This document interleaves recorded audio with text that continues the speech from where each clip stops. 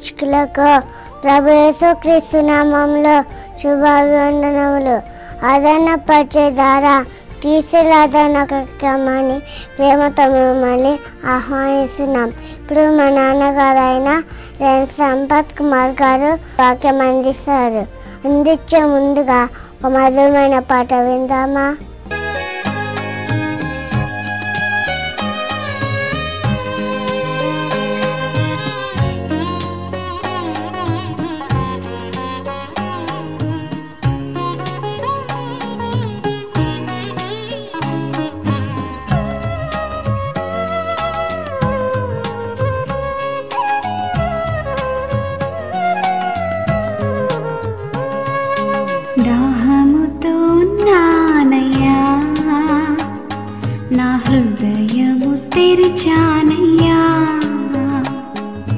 దాహముతో ఉన్నానయ్యా, నా హృదయము తెరిచానయ్యా. రావయ్యా నా యేసయ్యా, రావయ్యా నా యేసయ్యా.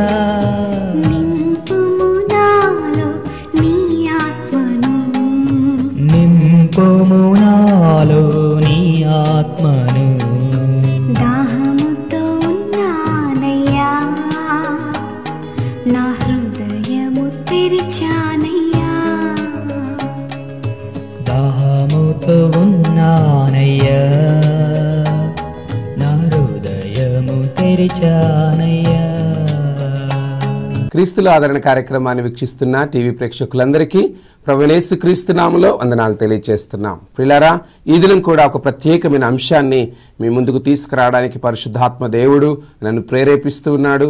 దేవుని వాక్యం ధ్యానించుకుందాం. దేవుని వాక్యం ధ్యానించుకునే ముందు ప్రార్థన చేసుకుందాం. పరిశుద్ధుడా, ప్రేమగలిగిన తండ్రి, మీకు స్తోత్రాలు. మీ వాక్యమును ధ్యానించబోతూ ఉండగా ప్రతి వారితో సూటిగా మాట్లాడమని యేసు నామములో ప్రార్థిస్తున్నాం తండ్రి, ఆమేన్. ప్రియులారా, ఈరోజు మన ధ్యాన అంశము పరిశుద్ధాత్ముడు. పరిశుద్ధాత్ముడు. చాలామంది నేటి దినాలలో పరిశుద్ధాత్ముని గురించి అర్థం చేసుకోవడం కంటే అపార్థం చేసుకోవడం అధికమైపోయింది. జాగ్రత్తగా ఆలకించండి. పరిశుద్ధాత్మ దేవుని గురించి అర్థం చేసుకోవడం కంటే అపార్థం చేసుకోవడం అధికమైపోయింది. అందుకే పరిశుద్ధాత్ముడు ఎవరు, అసలు పరిశుద్ధాత్ముని యొక్క ప్రాముఖ్యత ఏంటి, పరిశుద్ధాత్ముని ప్రయోజనాలేంటో కొద్ది నిమిషాలు లేఖన ఆధారంగా మనం తెలుసుకుందాం. జాగ్రత్తగా ఈ మాటలు మీరు గుర్తించి ఆలకించి ఆలోచించి మేలు పొందాలని ప్రేమతో మనవి చేస్తూ ఉన్నాను. ప్రియులారా, పరిశుద్ధ గ్రంథంలో పరిశుద్ధాత్ముడు ఎప్పుడు మనకి అనుగ్రహించబడతాడో స్పష్టంగా లేఖనం సెలవిస్తోంది. అపోస్తల కార్యగ్రంథం 2వ అధ్యాయం 38వ వచనం. మీరు మారు మనసు పొంది పాప క్షమాపణ నిమిత్తము ప్రతివాడు యేసుక్రీస్తు నామమున బాప్తిస్మము పొందుడి, అప్పుడు మీరు పరిశుద్ధాత్మ అను వరమును పొందుదురు. ప్రియులారా, ఎప్పుడైతే మారు మనసు పొంది పాప క్షమాపణ నిమిత్తము యేసుక్రీస్తు నామములో బాప్తిస్మం పొందుతామో అప్పుడు మనము పరిశుద్ధాత్మ అను వరమును పొందుకుంటాము అని పేతురు భక్తుడు ఆదిమ సంఘంలో ప్రకటిస్తూ ఉన్నాడు. ప్రియులారా, పరిశుద్ధాత్ముని గురించి అధిక విశేషాలు అపోస్తుల కార్యగ్రంథంలో మనకు కనబడతాయి. అపోస్తుల కార్యగ్రంథము అనగా అపోస్తలు అనగా అపోస్టలోస్ అనేటువంటి గ్రీకు భాషలో నుంచి అపోస్తలు అనే మాట వచ్చింది. అపోస్టలోస్ అనగా టు సెండ్, పంపబడిన వారు, దేవుని చేత తన సువార్త నిమిత్తమై పంపబడిన వారు. 12 మంది శిష్యులను ప్రత్యేకంగా అపోస్తులు అన్నారు. ఈ అపోస్తుల కార్యములు అనగా 12 మంది శిష్యులు నిర్వర్తించిన సేవా పరిచర్య అధికంగా మనకు కనబడుతుంది ఈ అపోస్తుల కార్యంలో. అపోస్తుల కార్యంలోనే పరిశుద్ధాత్ముని యొక్క ప్రాముఖ్యత, పరిశుద్ధాత్ముడు భూమి మీదకి దిగి రావడం, ఆ పరిశుద్ధాత్ముడు అపోస్తుల జీవితాలను ప్రభావితం చేయడం మనం చూస్తాం. ప్రాముఖ్యంగా జ్ఞాపకం చేసుకుంటే అపోస్తుల కార్యంలో 5 ప్రత్యేకమైన విషయాలు పరిశుద్ధాత్మ దేవుడు మనకి తెలియచేస్తాడు. బర్త్ ఆఫ్ చర్చ్, సంఘం యొక్క జననము. గ్రోత్ ఆఫ్ చర్చ్, సంఘం యొక్క అభివృద్ధి. పవర్ ఆఫ్ చర్చ్, సంఘం యొక్క శక్తి. ఎక్స్పాన్షన్ ఆఫ్ చర్చ్, సంఘం యొక్క విస్తరణ. ప్యాషన్ ఆఫ్ చర్చ్, సంఘం యొక్క హింస.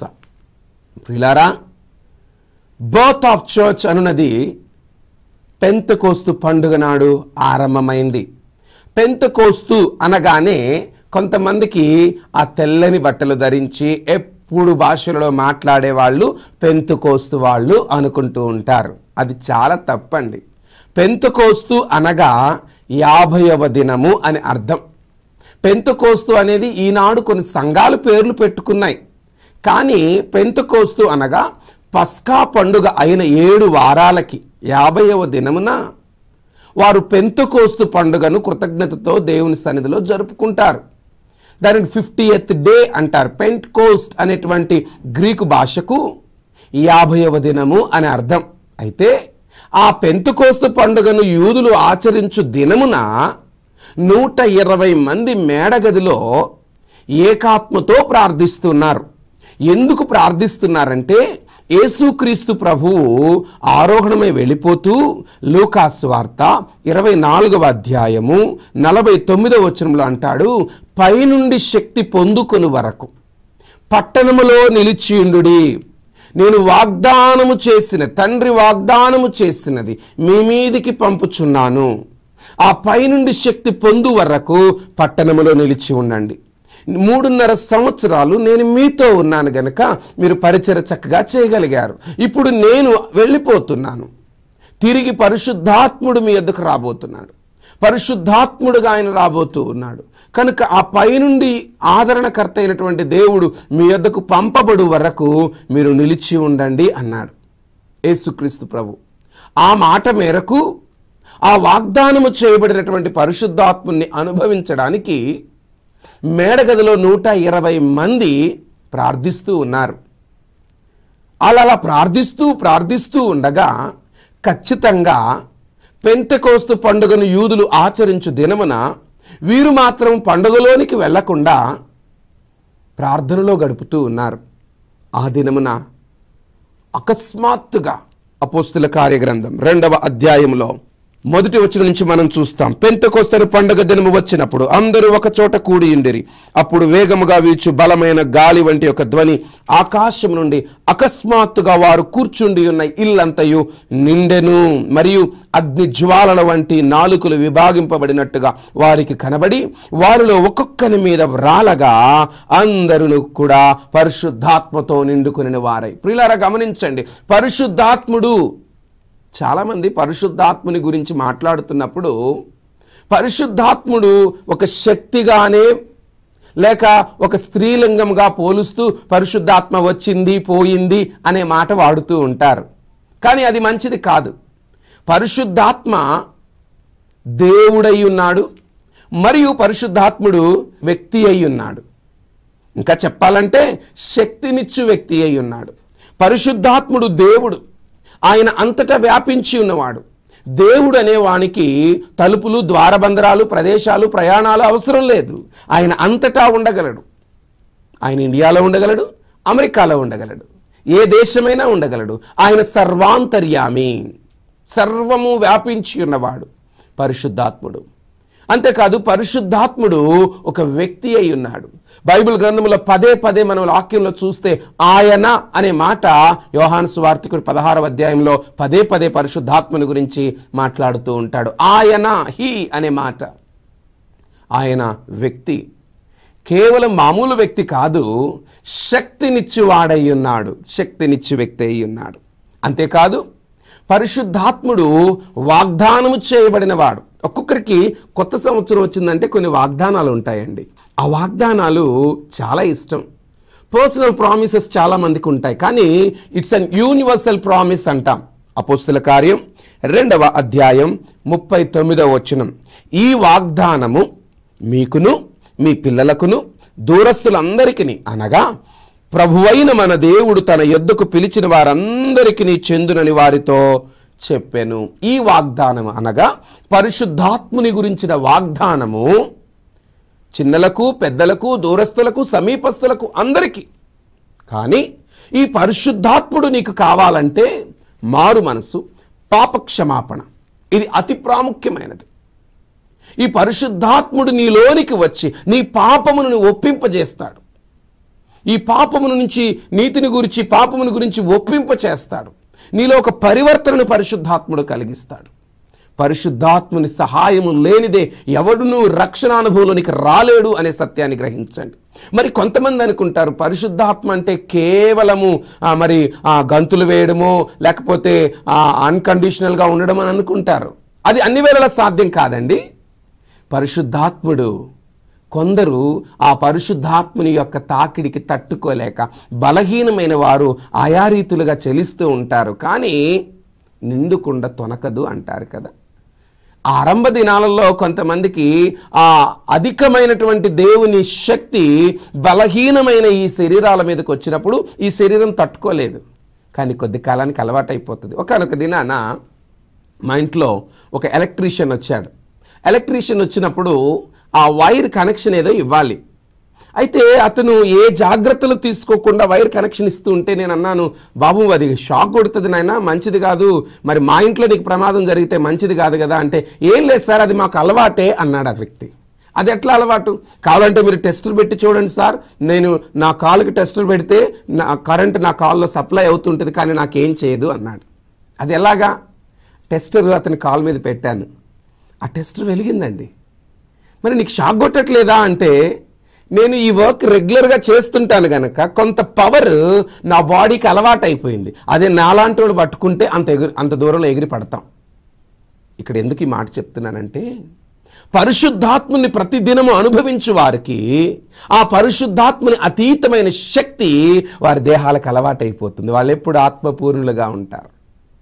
ఎప్పుడు పరిశుద్ధాత్మలో ఆనందించని, పరిశుద్ధాత్ముని యొక్క తాకిడి అనుభవించని వారికి అది షాక్ కొట్టినట్టుంటుంది. కానీ కొద్ది రోజులకి సూపర్ న్యాచురల్ పవర్ అనేది వాళ్ళు అనుభవిస్తూ ఉంటారు. ఇది చెప్తూ ఉంటే అంత అర్థం కాదేమో కానీ అనుభవిస్తే ఇంకా అధికంగా నీకు అర్థమవుతుంది. దయచేసి పాజిటివ్ మైండ్తో దీన్ని ఆలోచించండి. కొంతమందికి కొన్ని వ్యతిరేక ఆలోచనలు వస్తూ ఉంటాయి.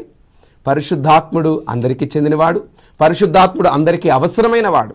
పరిశుద్ధాత్ముని గురించి ఇంకా ఆలోచించాల్సిన అవసరం ఉంది. లూకా సువార్త 11వ అధ్యాయం 13వ వచనంలో లేఖనం స్పష్టంగా సెలవిస్తోంది, తన్ను అడుగు వారికి ఎంతో నిశ్చయముగా ఆయన పరిశుద్ధాత్మను అనుగ్రహించును. అడుగు వారికి నిశ్చయముగా అనుగ్రహించును. Surely he will give. పిల్లరా, ఎవరిస్తాడు పరిశుద్ధాత్ముడిని? నీటి బాప్తిసం పాస్టర్ గారు ఇస్తారు, పరిశుద్ధాత్మ బాప్తిసం మాత్రం దేవుడే ఇస్తాడు.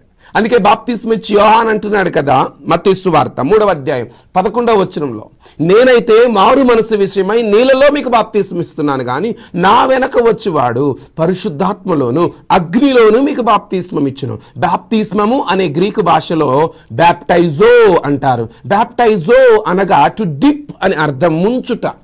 కొంతమందిని మనం అంటాం, వాడు త్రాగుడులో మునిగిపోయారు, వారు తిరుగుడులో మునిగిపోయారు, వారు లోకములో మునిగిపోయారు. మునిగిపోయిన వారిని లేపడం కష్టం.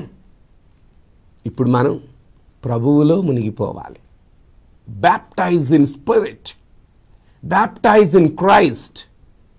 పిల్లరా, ప్రభువులో మునుగుట. యోహాను అంటున్నాడు, నేనిచ్చు ఈ మారు మనసు విషయమైన నీళ్ళ బాప్తిసం మీకు సరిపోదు, నా వెనుక వచ్చేవాడు పరిశుద్ధాత్మలోను అగ్నిలోను, అనగా నీటి బాప్తీసంతో సరిపుచ్చుకుందాం అనుకోవద్దు ప్రియ సోదరుడ సోదరి. ఇదిగో పరిశుద్ధాత్ముడు దేవాతి దేవుని ద్వారా నీకు అనుగ్రహించబడుతూ ఉన్నాడు. ఆ పరిశుద్ధాత్ముడు అనుగ్రహించు ప్రత్యేకమైన అనుభూతిలోనికి నీవు రావాలి అని ప్రేమతో మీకు మనవి చేస్తున్నాను. అంతేకాదు, పరిశుద్ధాత్ముడు ప్రవక్తల ప్రవచనాల ద్వారా నెరవేర్పు లేక ప్రవక్తల ప్రవచనాలలో ఆయన ప్రవచింపబడిన వాడు. యోవేలు గ్రంథంలో 2వ అధ్యాయంలో 28వ వచనంలో మనం చూస్తున్నాం, అంత్య దినములలో అందరి మీద నా ఆత్మను కుమ్మరిస్తానని. ప్రవక్త ప్రవచనం, యోవేలు యొక్క ప్రవక్త ప్రవచించిన ఆ ప్రవచనం పెంతెకోస్తు పండుగ దినమున నెరవేర్చబడినట్లుగా పేతురు భక్తుడు వారికి జ్ఞాపకం చేస్తూ ఉన్నాడు. ఆయన ప్రవక్తల ప్రవచనాల నెరవేర్పై ఉన్నాడు పరిశుద్ధాత్ముడు. పరిశుద్ధాత్మ యుగంలో మనం ఉన్నాం. పరిశుద్ధాత్ముడు బహుగా ఈ భూమి మీద తన ఆత్మకార్యం జరిగిస్తున్న దినాలలో మనం బ్రతుకుతూ ఉన్నాం. పరిశుద్ధాత్మని గురించి ఇంకా ధ్యానపూర్వకంగా ఆలోచించండి. అర్థం చేసుకోవడానికి ప్రయత్నం చేయండి, అపార్థం చేసుకోవద్దు, తొందరపడి మాట్లాడవద్దు. పరిశుద్ధాత్మను గురించి వ్యతిరేకంగా మాట్లాడినా, పరిశుద్ధాత్మను గురించి దూషణగా మాట్లాడినా వారు శిక్షకు పాత్రులవుతారని లేఖనం మార్కు సువార్త 3వ అధ్యాయం 29వ వచనంలో ఉంది. నిత్య పాపము చేసిన వారగును. మత్తయి సువార్త 12వ అధ్యాయం 31-32 వచనాల్లో చూస్తే పరిశుద్ధాత్మను దూషించు వారికి యుగమందను రాబో యుగమందను పాప క్షమాపణ లేదని. ప్రియులారా, పరిశుద్ధాత్మను గురించి తెలుసుకో, పరిశుద్ధాత్మను గురించి ఆలోచించు, పరిశుద్ధాత్మను కోరుకునండి. పరిశుద్ధాత్ముడు లేకుండా పరిశుద్ధ గ్రంథంలో అపోస్తలుడైన పౌలు రోమీయులకు రాసిన పత్రిక 8వ అధ్యాయం 9వ వచనం అంటాడు, ఎవడైనా ఆత్మ లేని యెడల వాడు నా వాడు కాడు. పరిశుద్ధాత్ముడు నీలో ఉంటే ఆత్మ ఫలాలు నీలో కనబడాలి. పరిశుద్ధాత్మతో నింపబడడం అంటే కేవలం భాషలు మాట్లాడడమో, ప్రవచనాలు చెప్పడమో, దర్శనాలు చూడడం మాత్రమే కాదండి. పరిశుద్ధాత్ముడు నీలో ఉన్నప్పుడు నీ ప్రవర్తన సరిచేయబడుతుంది, నీ చూపు సరిచేయబడుతుంది, ఆత్మ ఫలములతో కూడిన జీవితం నీలో ఉంటుంది. ప్రేమ, సంతోషము, సమాధానము, దీర్ఘశాంతము, దయాళత్వం, విశ్వాసము, సాత్వికము, ఆశా నిగ్రహమును 9 ఆత్మ ఫలాలు నీలో ఉంటాయి ప్రియులారా. సో పరిశుద్ధాత్ముని ప్రాముఖ్యత, పరిశుద్ధాత్ముడు దేవుడై ఉన్నాడు, పరిశుద్ధాత్ముడు వ్యక్తి అయి ఉన్నాడు, పరిశుద్ధాత్ముడు శక్తినిచ్చువాడై ఉన్నాడు. అంతేకాదు పరిశుద్ధాత్ముడు ప్రవక్తల ప్రవచనాల నెరవేర్పై ఉన్నాడు. అంతేకాదు పరిశుద్ధాత్మ యుగములో మనం బ్రతుకుతూ ఉన్నాం. పరిశుద్ధాత్ముడు మనకి అవసరమైనది. ఏంటండి పరిశుద్ధాత్ముడు పరిశుద్ధాత్ముడు పదే పదే ఉచ్చరిస్తున్నారు? అవునండి, పరిశుద్ధాత్ముని ద్వారా కలుగు ప్రయోజనాలు కూడా కొన్ని ఉన్నాయి. పరిశుద్ధ గ్రంథంలో సమయాన్ని బట్టి కొన్ని ప్రయోజనాలు మీకు జ్ఞాపకం చేస్తాను. యోహాను సువార్త 14వ అధ్యాయం 16వ వచనంలో లేఖనం సెలవిస్తోంది, నేను తండ్రిని వేడుకుందును మీ యొద్ద ఎల్లప్పుడూ ఉండుటకై ఆయన వేరొక ఆదరణకర్తను. పరిశుద్ధాత్మునికి మరి యొక్క పేరేంటంటే ఆదరణకర్త. ప్రియులారా, పరిశుద్ధాత్ముడు నీలోనికి వచ్చినప్పుడు ఒక తల్లి వలె ఆదరిస్తాడు, ఒక తండ్రి వలె ఆదరిస్తాడు, నీ కన్నీటిని తుడుస్తాడు. యెషయా గ్రంథం 26వ అధ్యాయం 13వ వచనం లేఖనం సెలవిస్తోంది, ఒకరి తల్లి వారిని ఆదరించినట్లు నేను మిమ్మల్ని ఆదరించదను. ఆదరించే దేవుడండి. పరిశుద్ధాత్ముడు నీలోనికి వచ్చినప్పుడు గొప్ప కంఫర్టర్గా నిన్ను ఆదరిస్తాడు, నిన్ను ఉద్ధరిస్తాడు. ఎవరైనా ఉన్నారా ఆదరించేవారు?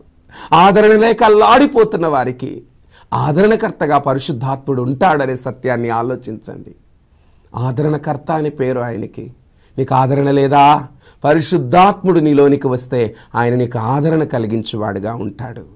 అంతేకాదు రెండవదిగా యోహాను సువార్త 14వ అధ్యాయం 26వ వచనంలో చూస్తున్నాం, ఆదరణకర్త అనగా తండ్రి నా నామమున పంపబోవు పరిశుద్ధాత్మ సమస్తమును మీకు బోధించి అనగా బోధకుడుగా ఉంటాడు.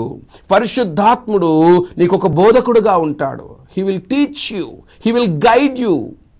పరిశుద్ధాత్ముడు బోధకుడండి. ఆయన నీలోనికి వచ్చి ఏం చెయ్యాలో, ఏం చేయకూడదో, ఏం మాట్లాడాలో, ఏం మాట్లాడకూడదో, ఎటువైపు వెళ్ళాలో, ఎటువైపు వెళ్ళకూడదో పరిశుద్ధాత్ముడు నీలో ఉంటాడు. ఈనాడు చాలామంది ఆత్మచేత నడిపించబడుతున్నామని చెప్పుకుంటూ ప్రవర్తన బాగోలేదు, మాట బాగోలేదు. నిశ్చయముగా చెబుతున్నాను, పరిశుద్ధాత్ముడు నిన్ను గద్దిస్తున్నా లోబడకుండా ఆయనకు దుఃఖం కలిగించేవారుగా ఉండొద్దు. పరిశుద్ధాత్ముడు ఒక బోధకుడుగా నీ పక్షమును నిలిచి ఉంటాడు. ఆ పరిశుద్ధాత్ముడు నువ్వు ఏం చెయ్యాలో నీకు బోధిస్తూ ఉంటాడు. బోధిస్తున్నా లెక్క చేయరండి కొంతమంది. వాళ్ళకి నచ్చింది చేసుకుంటూ పోతారు. చివరికి ఇది ఆత్మ ప్రేరేపణ అంటారు. తప్పండి. పరిశుద్ధాత్ముడు ఎప్పటికీ కూడా వాక్యానికి విరుద్ధమైన బోధలోనికి నిన్ను తీసుకువెళ్ళడు. పరిశుద్ధాత్ముడు ఎప్పుడు కూడా వాక్యానికి విరుద్ధమైన పద్ధతుల్లోకి నిన్ను తీసుకెళ్ళడు. ఏంటో ఆత్మదేవుడు నడిపింపు అని అనుకోవద్దు. పరిశుద్ధాత్మదేవుడు ఖచ్చితమైనటువంటి విధానంలోనికి నిన్ను సరిచేస్తూ, నిన్ను సరిదిద్దుతూ ఒక బోధకుడుగా నీ ముందు నడుస్తాడు, నీ మార్గాన్ని సరిచేస్తాడు. మూడవదిగా పరిశుద్ధాత్ముడు నీలోనికి వచ్చినప్పుడు కుమారుడని యేసుని గురించి సాక్ష్యం ఇస్తాడు. యోహాను సువార్త 15వ అధ్యాయం 26వ వచనంలో చూస్తాం కదా, తండ్రి యొద్ద నుండి మీ యొద్దకు నేను పంపబో ఆదరణకర్త అనగా తండ్రి యొద్ద నుండి బయలుదేరి సత్యస్వరూపియగు ఆత్మ వచ్చినప్పుడు ఆయన నన్ను గూర్చి సాక్ష్యం ఇచ్చును. ఈ రోజుల్లో పరిశుద్ధాత్మతో నింపబడి అనేకులు వారిని గురించి వాళ్ళు సాక్ష్యం ఇచ్చుకుంటున్నారు. వారి గొప్పతనాలను వారు ప్రకటించుకుంటున్నారు. యేసుని మహిమపరచని పరిచర్య వ్యర్థమే. యేసును చూపించలేనటువంటి అద్భుతాలు వ్యర్థమే. సేవకులకి కానీ, సంస్థలకి కానీ, ఛానల్స్కి కానీ పేరు రావడం అది దేవునికి ఇష్టం లేదు. ఏ ఘనతైనా ఏ మెప్పైనా ప్రభువుకు మాత్రమే చెందాలి. సమస్త మహిమ ఘనత ప్రభావాలు ఆయన మాత్రమే పొందాలి. పరిశుద్ధాత్ముడు నీలో నిజముగా పనిచేస్తూ ఉంటే ఆ పరిశుద్ధాత్ముడు యేసును గురించి సాక్ష్యమిస్తాడు. యేసు ఎలాంటి రక్షకుడో, ఆయన ఎందుకు భూమి మీదకి వచ్చాడో నీలో ఉన్న పరిశుద్ధాత్ముడు నీవు గుర్తించేటట్టు, నిన్ను చూచిన అనేకులు గుర్తించినట్లుగా, యేసును ఎక్స్పోజ్ చేసేటట్టుగా, యేసును మహిమపరిచేటట్టుగా పరిశుద్ధాత్ముడు నీలో నిలిచి ఉంటాడు. గమనించండి, మొదటిగా పరిశుద్ధాత్ముడు ఆదరణకర్తగా ఉంటాడు. రెండవది పరిశుద్ధాత్ముడు బోధకుడుగా ఉంటాడు. మూడవది పరిశుద్ధాత్ముడు ఆదరణ కలిగించేవాడుగా మాత్రమే కాక యేసును గురించి సాక్ష్యం ఇచ్చేవాడుగా ఉంటాడు. నాలుగవదిగా యోహాను సువార్త 16వ అధ్యాయం 13వ వచనంలో సత్యస్వరూపైన ఆత్మ వచ్చినప్పుడు మిమ్మల్ని సర్వసత్యములోనికి నడిపిస్తాడు. సర్వసత్యం, పరిశుద్ధాత్మని వలన కలిగే ప్రయోజనం నాలుగవదిగా సర్వసత్యములోనికి నడిపిస్తాడు. ఈ రోజుల్లో చాలా మంది అసత్యములో నిలిచి ఉన్నారు ప్రియులారా. సత్యమేదో అసత్యమేదో గ్రహించలేకపోతూ ఉన్నారు. వాక్యం అందరికీ అందుబాటులో ఉంది, బైబిల్ అందరికీ అందుబాటులో ఉంది. ఎవరికి వారు వారికి నచ్చినట్టుగా అర్థం చేసుకొని దాన్ని స్వంతంగా అనుకరణలోనికి తీసుకొస్తూ ఉన్నారు. పరిశుద్ధాత్ముడు నీలోనికి వచ్చినప్పుడు ఆయన అసత్యములో నుండి సత్యములోనికి నడిపిస్తాడు.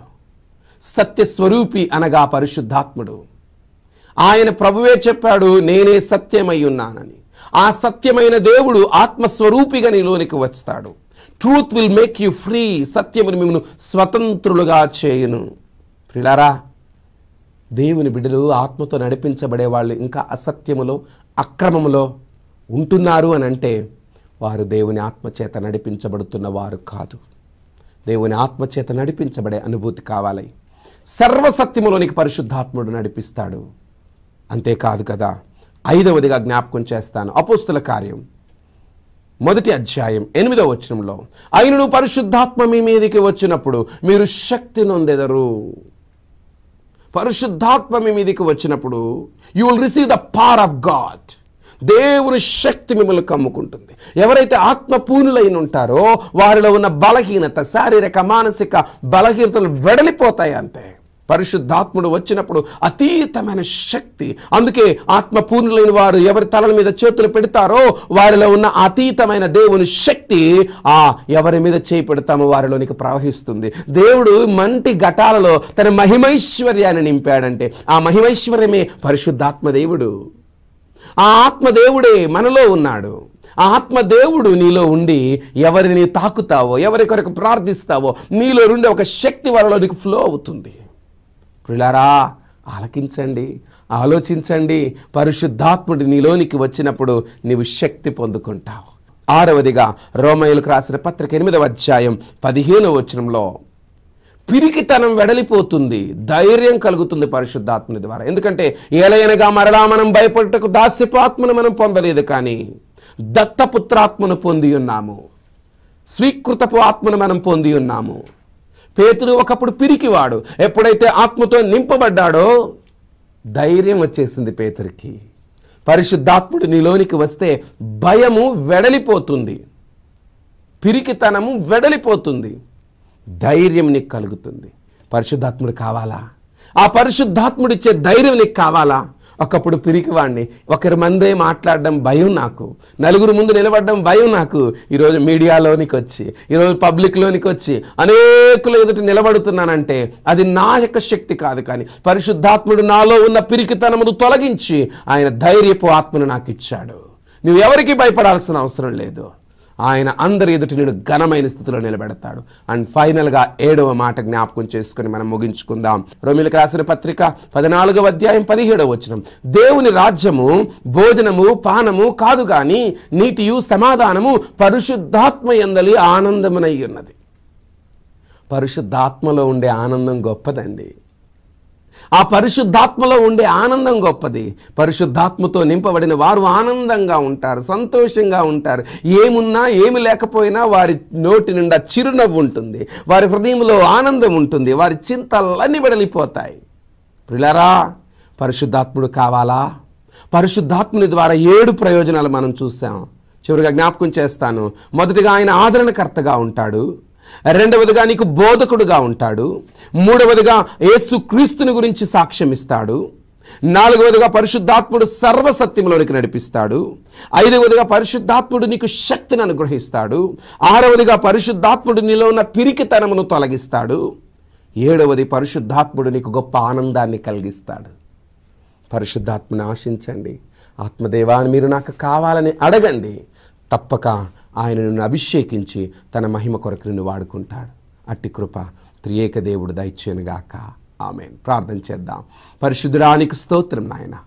పరిశుద్ధాత్మని ప్రాముఖ్యత, పరిశుద్ధాత్మని విశిష్టత, పరిశుద్ధాత్మని ప్రయోజనాలను గురించి నీ బిడ్డలు నేర్చుకున్నారు. వాక్యాన్ని పరిశీలించి గ్రహించి నిన్ను అనుభవించుటకు నీ కృప దయచేయమని యేసు నామములో ప్రార్థిస్తున్నాం తండ్రి. ఆమేన్. తండ్రి, కుమారుడు, పరిశుద్ధాత్మ త్రియేక దేవుడు సదా మీకు తోడై కాపాడునుగాక. ఆమేన్. మీరు విన్న ఈ సందేశం ద్వారా మీరు ఆధ్యాత్మిక మేలులు పొందుచున్నారని మేము విశ్వసిస్తున్నాము. మా address reverend D Sampath Kumar, Aadarana ministries, plot number 20, new Gayatri Nagar, Karman Ghat, Hyderabad 97. మా ఫోన్ నంబర్ 9440039523, మరి యొక్క నంబర్ 9441432773. అందరికీ ప్రైజ్ ది లార్డ్.